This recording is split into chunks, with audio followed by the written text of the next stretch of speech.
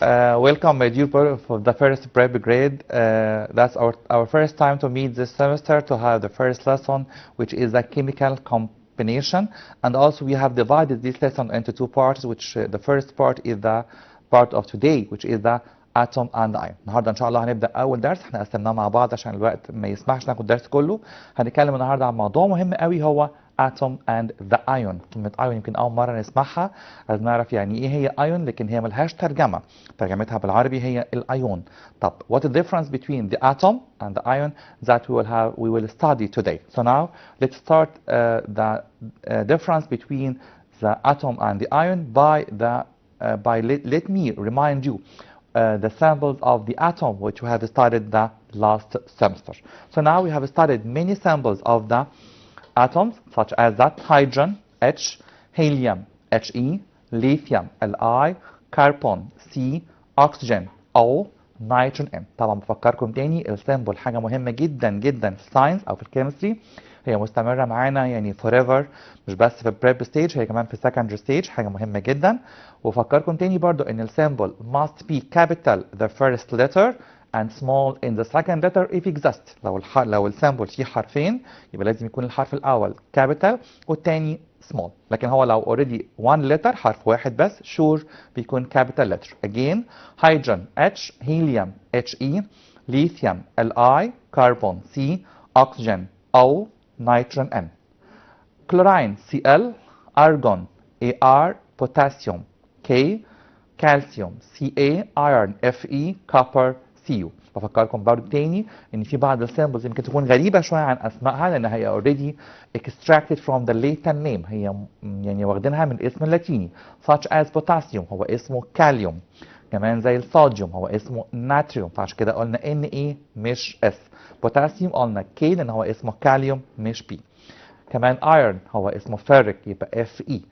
اوكي another samples fluorine F, neon Ne, sodium Na not here، ناخد بالنا كويس قوي صوديوم السامبل بتاعه Na مش S ولا SO، لازم نكون عارفين كويس قوي السامبل لان هي اوريدي حاجه مستمره معانا في الساينس او في الكيمستري فتره كبيره قوي في حياتنا. magnesium Mg, aluminium Al, silicon Si, zinc Zn, bromine Pr, silver Ag, iodine I, gold Au, mercury Hg. Also the phosphorus P, sulfur S, lead Pb. So now we have studied, or I have reminded you by the samples of the atoms or the elements which we have studied the last semester. لازم كويس قوي عشان نبدأ منهج second term في prep 1 نراجع كويس قوي على samples of the elements which we have studied the first semester. So now we have a very important give reason question. We have studied the last semester again. Atom is electrically neutral. ليه الاتوم بعتبرها متعادلة كهربيا؟ Again, atom, give reason atom is electrically neutral because it contains, or because the number of positive protons equal the number of negative electrons. عشان الاتوم بيكون فيها positive protons equal negative electron. طيب نفتكر مع بعض ايه هو الاتوم وايه تركيبها عشان نفهم فرق كبير قوي بين اتوم وايون. موضوع مهم قوي قوي، وزي ما قلت في بدايه الحلقه ان هو مستمر معانا forever. لازم اعرف كويس قوي الفرق بين كلمه اتوم وايون. اتوم قلنا بتتكون من two main parts هما nucleus النواه وحاجه اسمها energy levels اللي هما 7 energy levels زي ما عرفنا. فاكرين كويس قوي السيمبل بتاعتهم هما KLMNOPQ. طب جوه النيوكليوس ديت كان في ايه؟ هكتب هنا كده دي نيوكليوس اللي هي النواه، كان في two main particles يعني نوعين من الجسيمات positive proton و neutral neutron. Again inside the nucleus there are positive protons and neutral neutron. طب فين بقى الالكترون ديت؟ انت قلت مستر من شويه ان الاتوم فيها بروتونز قد الالكترون، انت قلت من شويه ان في بروتون جوه النيوكليوس. طب فين الالكترون؟ هي اوريدي موجوده على الانرجي ليفل، هي بتدور، هي مش ثابته، بتعمل روتيشن around the nucleus with a very high speed بسرعه عاليه جدا. طب لو عايز اتكلم على التشارج على الشحنه بتاعت الاتوم كلها، شوف هي الاتوم جوه كان فيها ايه؟ كان فيها نيجاتيف الكترون وكان فيها بوزيتيف بروتون وكان فيها نيوترال نيوترون. طب اتعلمنا في الماس ان دايما الساين بوزيتيف بتروح مع النيجاتيف، بوزيتيف راحت مع النيجاتيف وكمان بوزيتيف مع النيجاتيف لانهم قد بعض، يبقى so the atom is neutral. يعني ايه نيوترال؟ يعني متعادله. يبقى مهم قوي اعرف ان الاتوم كلها متعادله عشان فيها positive protons equal the negative electron equal the negative electron. So now how many elements are there in the world؟ في كم element حوالينا around us؟ There are about 118 element around us. في تقريبا حوالي 118 element في الطبيعة حوالينا. Elements can be classified. Elements ممكن نصنفها into 3 main type. 3 أنواع رئيسيين، والسنة الجاية إن شاء الله هنخليهم 4. هنزود نوع رابع السنة الجاية. مين هم ال 3 main type دول؟ Metals, non-metals, and also the inert gases. Again, metals, non-metals, inert gas. Metals يعني المعادن أو الفلزات.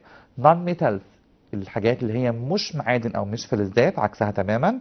inert gases الغازات الخاملة أو الغازات النبيلة أو الغازات النادرة، بيسموها أكتر من اسم in Arabic. وممكن كمان نسميها بدل inert gas inactive gases، غازات غير نشطة. طيب ندرس كده comparison مهمة قوي بين metal و non metal، درسنا أغلبها قبل كده في primary 4 و primary 5. طب عشان أعرف الفرق بين metal و non metal لازم أعرف كويس قوي the number of electrons in the outer level. طب ليه دوت؟ لأن هو بيعرفني ال behavior of the atom during chemical reaction. يعني هي عندها كام إلكترون في آخر energy level، ده اللي هيعرفني الأتوم دي هتعمل إيه أثناء chemical reaction. طب ناخد example بسيط كده. Imagine that. نكتب مع بعض. I have sodium Na and chlorine Cl. We know that sodium has the atomic number 11 and the chlorine has the atomic number 17. طب سؤال بتعرضه كتير جدا، هل مطلوب مني ان انا احفظ كل اتوميك نمبر؟ لا، هنحفظ بس السامبلز، واتوميك نمبر احنا هنديها لك ان شاء الله في الامتحانات. اوكي؟ طب لو حاولت اعمل كونفيجريشن ودرسناه في الترم اللي فات لكل اتوم منهم، عرفنا ان كل اتوم فيها نيوكليوس وعندها انرجي ليفل. طب هوزع ازاي ال 11 دول؟ هنوزع اول انرجي ليفل اسمه كي هياخد 2 وال هياخد 8، هيتبقى 1 يبقى 2 8 1.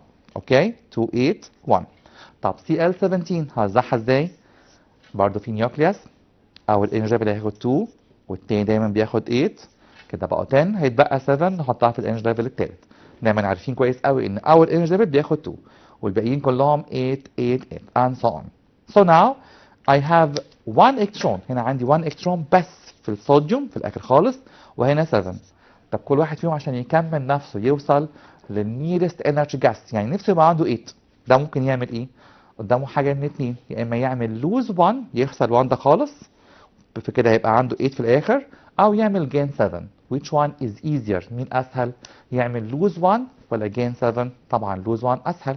so in sodium the atom will lose 1 electron to be like the nearest energy gas. هيعمل لوز 1 ليه؟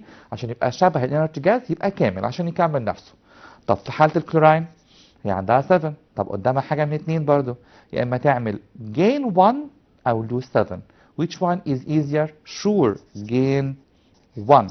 يبقى هنا هعمل lose 1 وهنا هعمل gain 1. يعني in general كده بشكل عام دايما الميتالز هيكون عندها في الاخر خالص في اخر energy level 1 or 2 or 3 electrons، عشان كده دايما هتعمل lose.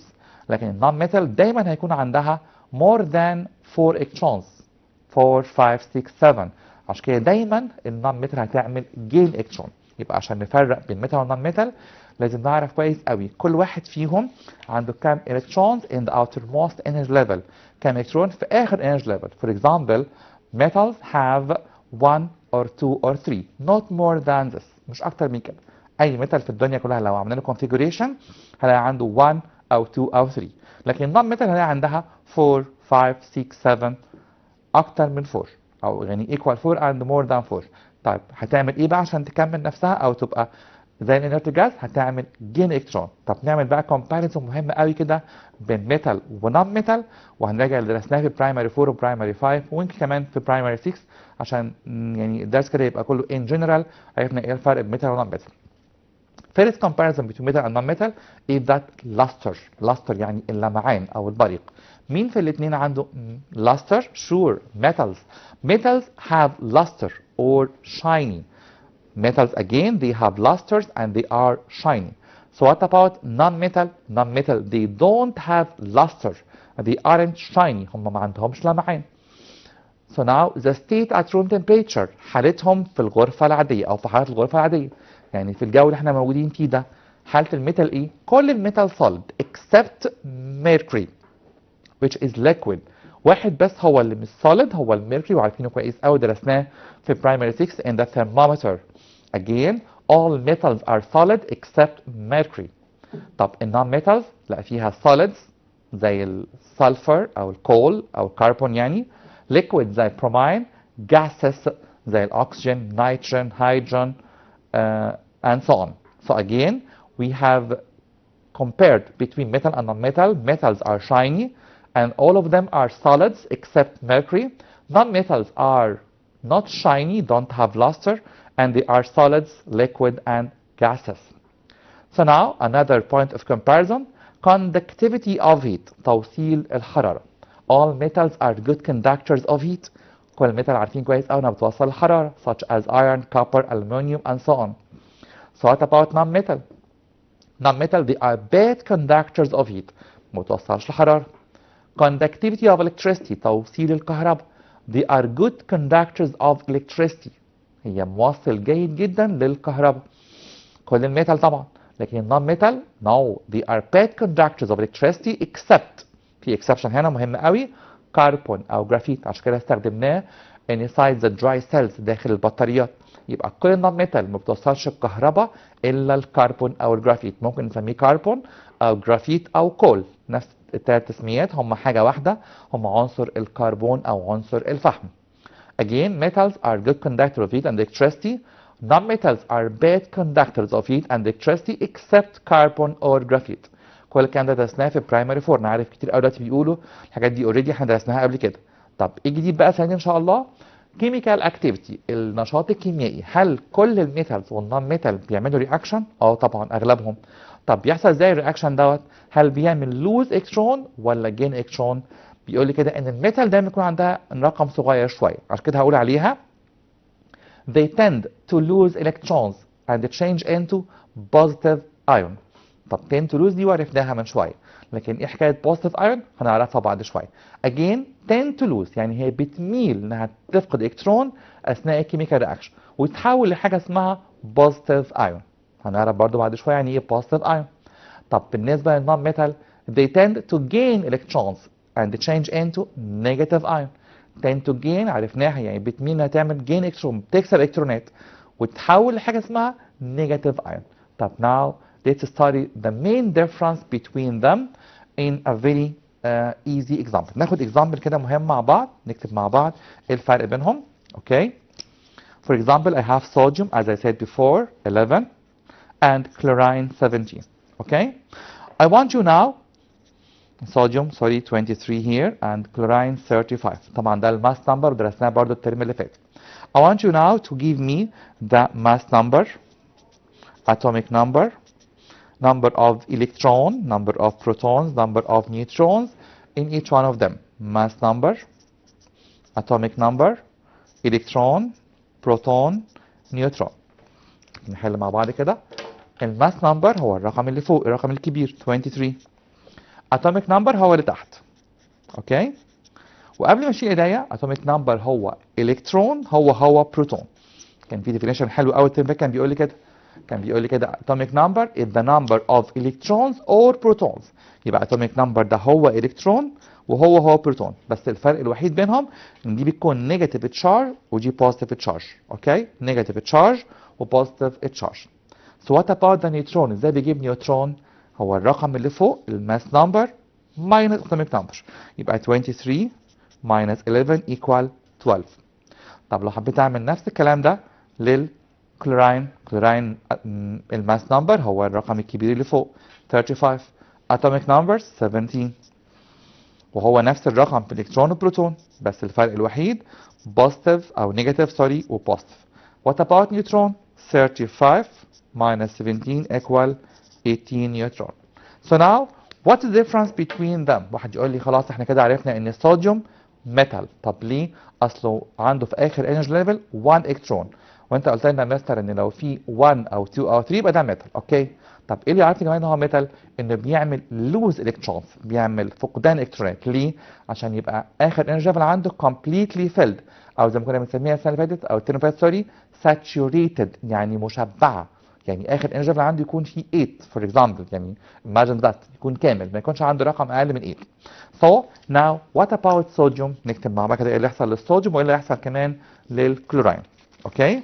صوديوم هير نكتب تاني كده مع بعض. صوديوم كان عنده 11 هنوزع 2 8 1 هيعمل لوز 1. كلوراين كان 17 يبقى 2 8 7 هيعمل جين 1، هياخد 1 اي اتوم تاني وده عمل لوز 1. طب تعالوا نراجع كده مع بعض كل واحد فيهم كان عنده كام الكترون وكام بروتون. هنا كان في الكترون نيجاتيف 11 وبروتون بوزيتيف 11. الكترون هنا كانت نيجاتيف 17 والبروتون كانت بوزيتيف 17. بس بعد ما حصل لوز وجين في رقم اتغير؟ شور.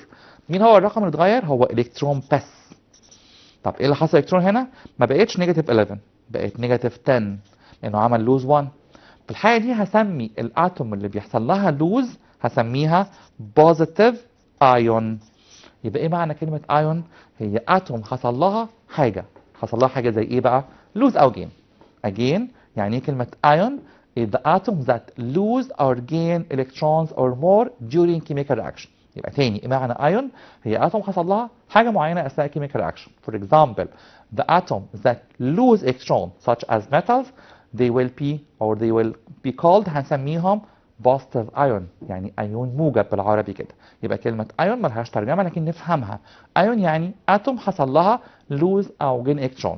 again atom sorry ion اسف sorry ion is an atom that lose or gain one electron or more during chemical reaction. طب نروح كده للكلوراين. هو كان عنده نيجاتيف 17 الكترون. طب هو عمل جين 1 بقى كده نيجاتيف 18، ما بقاش نيجاتيف 16 خلاص. في الحاله دي هسميه ايه بقى؟ هسميه بوزيتيف هسميه سوري نيجاتيف اسف نيجاتيف ايون. هنسميه نيجاتيف ايون. يبقى ايه الفرق بين كلمه بوزيتيف ايون نيجاتيف ايون؟ sure they are the opposite to each other. Positive ion is the atom that lose electron or more during chemical reaction. But negative ion is the atom that gain electron or more during chemical reaction. So now let's complete the comparison between metal and non-metal. Metals can be hammered. metal ممكن نعملها عملية طرق ونحولها لشيتس. عارفين كويس قوي الايرون والكوبر والالومنيوم دول ميتالز ممكن نشكلهم زي ما احنا عايزين، لكن non-metal they cannot be hammered. الميتال contain 1 or 2 or 3 electrons in the outer energy level. اخر energy level بيكون فيه 1 او 2 او 3 بس مش اكتر من كده. ان الميتال بيكون عنده more than 4 5 6 or 7 electrons in the outer energy level. So now let's start with the metal. طب نشتغل كده على الميتال شويه. الصوديوم احنا قلنا من شويه ان هو رمزه Na atomic number 11 mass number 23. What happened to sodium inside the chemical reaction? It will change into positive ion. طب ليه بيتحول لpositive ion؟ أول خطوة لازم أعمل configuration زي ما عملنا. هو كان 11 يبقى configuration 281 هيعمل lose 1 electron and change into positive ion. طب هنكتبها في الحالة دي ازاي بقى؟ قال لي عشان أفرق بين الصوديوم اتوم Na والصوديوم ايون هنكتب Na وعليها فوق بوزيتيف 1. ايه معنى بوزيتيف 1 دي؟ ان هو عمل لوز 1 الكترون. ان هو عمل ايه؟ لوز 1 الكترون. طب فور اكزامبل لو كان لوز 2 الكترون، يعني اتوم ثانيه عملت حصل لها لوز 2 الكترون يبقى هكتب بوزيتيف 2. طب لو لوز 3 الكترون يبقى هكتب بوزيتيف 3. طب ناخد اكزامبل كده على بوزيتيف 2 بوزيتيف 3. imagine that I have magnesium 12. عندنا magnesium 12 والومنيوم 13. بأكد تاني برضو انت مطلوب منك تحفظ بس السيمبلز لكن اتوميك نمبر مش مطلوب تحفظ. هو على فكره بنحفظه بالتكرار، يعني دايما كده بواجه طلبه كتير قوي خلاص بيبقوا حفظوه كويس قوي. طب ليه؟ انه بكتر التكرار حفظها. مغنيسيوم 12 configuration 282 aluminum 13 283. what happened to each one of them؟ المغنيسيوم هيعمل lose 2. هو عنده 2 في الاخر خالص عايز يخلص منهم عشان يبقى عنده 8 بس. الحاجة دي هكتبه ازاي؟ هكتبه مغنيسيوم وعليه بوزيتيف 2، او ممكن اكتب كده مغنيسيوم وعليه 2 بوزيتيف. طب دي معناها ايه؟ معناها ان هو بيعمل lose 2 electrons during the chemical reaction. So what about aluminium؟ طب والالومنيوم هيعمل lose 3، هو عنده 3 electrons في الاخر خالص، عايز يخلص منهم عشان يبقى عنده في الاخر خالص 8 electrons. So it will be written aluminium positive 3 او aluminium positive. They are the same meaning. يبقى معناها لما اشوف كده aluminium عليها positive 3 اعرف ان دي atom aluminium ولا ion of aluminium. Sure it's ion. يبقى ايه معنى كلمة ion؟ Ion again is the atom that lose or gain one electron or more. Now I have an image. في صورة حلوة قوي دلوقتي بتفرق لي بين صوديوم اتوم وصوديوم ايون، يعني ذرة الصوديوم وايون الصوديوم. صوديوم اتوم اللي احنا عارفينها كويس قوي اللي هي 281 كانت 11 الكترون، عملنا لها كونفيجريشن بقت 281. طب لما اتحولت لايون بقت 28 بس. طب راح فين الالكترون اللي بره ده خالص؟ لا ده خلاص حصل له لوز، فعشان كده هقول عليه lose outer electron and change into sodium ion. So again I can make a definition now for positive ion only. ممكن بقى نعمل definition دلوقتي للpositive ion بس. What's meant by positive ion? Positive ion is the atom that lose one electron or more during the chemical reaction. So now let's calculate the electrons and the protons and also neutrons inside each one of them. لو عايز احسب كده الكترون وبروتون نيوترون في كل واحد منهم، فالاتوم كانت 11 12 زي ما حسبناها من شويه. طب في الايون مين بس هو اللي اتغير؟ هو الالكترونز لانه حصل لوز فكان 11 وبقى 10. طب بروتون نيوترون مفيش تغيير فيهم خالص. الحاجه دي لما احب احسب التشارج الشحنه، لو هي اتوم اتفقنا في اول حاجه انها نيوترال متعادله، لكن لو في حاله الايون، هو الايون ده في نوعين، في بوزيتيف ونيجاتيف. طب اعرف انهي يعني اعرف ان هي انهي واحده فيهم؟ دايما ببص الكترون والبروتون مين اكتر؟ البروتون هيكون دي بوزيتيف ايون، او بطريقه ثانيه ان انا هبص اللي حصل في الاتوم ديت، الاتوم دي حصل لها لوز ولا جين؟ لو حصل لوز الكترون هتبقى بوزيتيف ايون، حصل جين الكترون هتبقى نيجاتيف ايون. Another example the magnesium 12282 هيعمل لوز 2 الكترون وهيتحول لبوزيتيف ماجنيسيوم اتوم وهكتبه Mg بوزيتيف 2. طب نشوف الايمج بتاعته. الصوره اللي على الشمال هي المغنيسيوم اتوم واللي على اليمين هي المغنيسيوم ايون، حتى عشان نفرق بينهم كتبنا عليها بوزيتيف 2. طب ليه بوزيتيف 2؟ لانه عمل لوز 2 electrons. Another comparison between magnesium atom and magnesium ion، هنلاقي الفرق الوحيد بينهم هو الكترونز والتشارج. الكترونز كانت 12 بقت 10 لانه عمل لوز 2، الاتوم كانت نيوترال بقت بوزيتيف لانها عملت لوز 2 الكترونز، فبالتالي بقى البروتون اكتر من الالكترون. So now let's make a definition for the positive ion. Positive ion is the atom that lose one electron or more during the chemical reaction. طب نتكلم بقى عن non-metal عشان نعمل منها definition هو النيجاتيف ion. Negative ion such as chlorine 17 287 لما وزع يبقى 287 هيعمل gain 1 هيبقى في الحالة دي Cl 18 يبقى هكتبه Cl وفوقيه نيجاتيف 1. طب نيجاتيف 1 ليه؟ لأنه عمل gain 1 الكترون، الالكترون عنده أصلا شحنة نيجاتيف يبقى مضطر أكتبها نيجاتيف 1. So now that's the image of the chlorine atom and the chlorine ion. Chlorine atom and the chlorine atom. Okay? Atom 287 ion بقت 288 لأنه عمل gain 1 electron. So now oxygen O8 16. طب نكتبها مع بعض كده ونشوف ايه اللي بيحصل بسرعة كده عشان وقتنا. O8 نكتب مع بعض. configuration هيبقى 2 6. هيعمل ايه عشان يكمل نفسه؟ مضطر يعمل gain 2 electron، يعني هيعمل gain 2 هيبقى في الحالة ديت O negative 2. طب ليه؟ أصل هو عمل gain 2 electrons. So now the oxygen atom or the oxygen ion is a negative ion. Why? Because it gains 2 electrons during the chemical reaction. So now let's make a definition for the negative ion. Negative ion is the atom that gain. I'm so sorry. Negative ion is the atom that gain 1 electron or more during chemical action. So now we have studied the difference between positive ion and negative ion, and also difference between the atom and the ion. Please concentrate in this lesson because it's a base. درس النهارده درس ده مقدمه مهمه قوي قوي لمنهج الترم الثاني ومنهج ان شاء الله السنه الجايه كلها ويمكن اللي بعدها كمان. موضوع الاتوم والايون موضوع مهم قوي قوي، فلازم ناخد بالنا ونفرق بين كلمه positive ion negative ion. Positive ion again is the atoms that lose one electron or more, but negative ion is the atom that gain one electron or more during chemical reaction. So now I'm afraid we have reached to the end of this episode. Till we meet again next Thursday, inshallah. Thank you and goodbye.